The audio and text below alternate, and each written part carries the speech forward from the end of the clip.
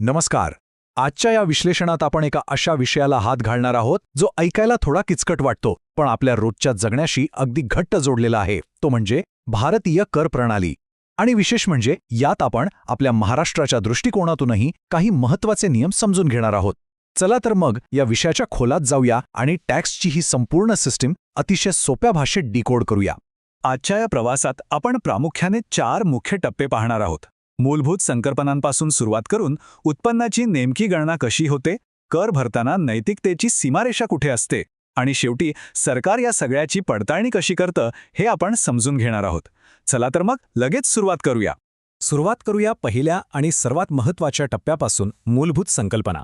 यात आपल्याला पाहायचंय की कराचा खरा भार नेमका कोणाच्या खांद्यावर पडतो, कारण हाच या संपूर्ण रचनेचा पाया आहे.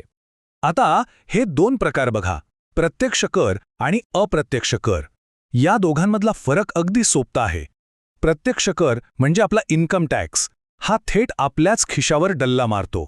जेवढा उत्पन्न तेवढा कर, आणि तो आपण दुसऱ्या कोणावर ढकलू शकत नाही.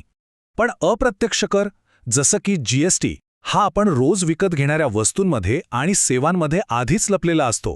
म्हणजे बघा, व्यवसाय हा कर गोळा करतात, पण शेवटी त्याचा भुर्दंड बसतो तो सामान्य ग्राहकालाच.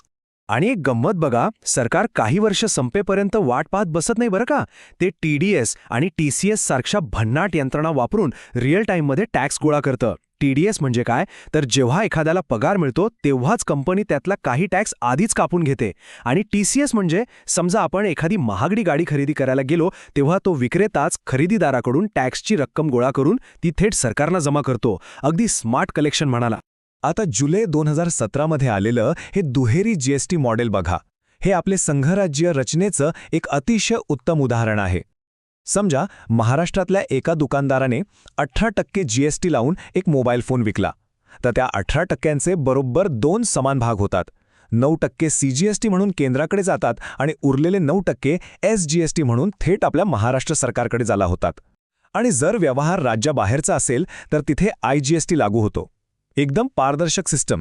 चला आता जरा वैयक्तिक पातळीवर येऊया. दुसऱ्या भागात आपण पाहणार आहोत की सरकार आपल्या कमाईचा नक्की कसा हिशोब लावतं. आयकर कायद्याच्या कलम 14 नुसार आपण कमावलेला प्रत्येक रुपया या 5 पैकी एका कायदेशीर टोपलीत जाणं बंधनकारक आहे. या टोपल्या कोणत्या? पहिली, पगार. दुसरी,